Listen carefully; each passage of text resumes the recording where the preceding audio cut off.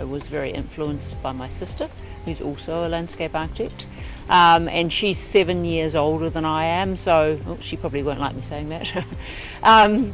She was training as a landscape architect as I was in my final years at school, and that's how I learnt about landscape architecture. And I guess for us, and it kind of ties very strongly with the way the Lambert family has kind of lived its life, both having quite a rural component to our backgrounds, but also a fine art and a plants person kind of family that melded those things together. And for me, landscape architecture kind of gave me, in a professional sense, the ability to kind of continue all of those things.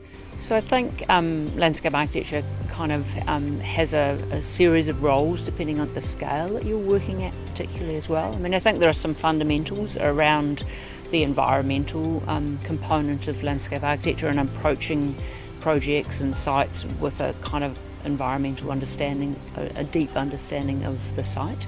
But then it's also a profession that is very engaged with people and the way people appreciate and use places. So I think it's a strong meld of those, that combination of things.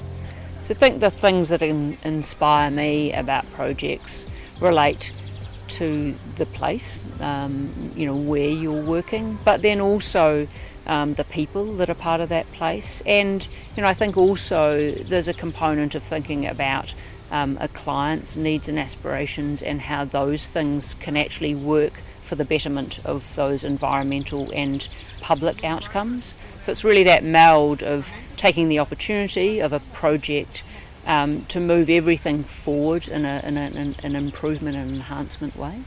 I think my philosophy around work is very much that we are here in service. That landscape architecture is a profession that is very much focused on a long-term stewardship practice and thinking about the land and landscape and environment, but also communities and people and how those things evolve together. So I think it's important, in the way I practice landscape architecture to continue to think about those things together. And to really feel like we are leaving a better place at all levels and in all ways.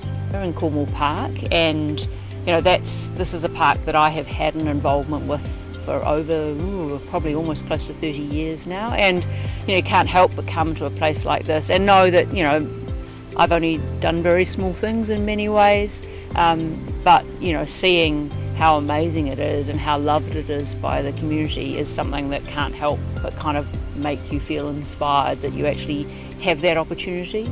And I think being able to do the master plan here has really given me a new love for the park and the knowledge that we can continue to evolve it forward in a really amazing way. So that's great. But I think also, as a landscape architect, a lot of the things that you're really proud of are very small and perhaps go unnoticed by the normal person. And that to me is also, testament, I think, to really good outcomes. As a designer, I'm not looking to impose my mark, I'm actually looking to make really good places that people actually value and enjoy. And if they don't know that I've been there, that's fine, yeah.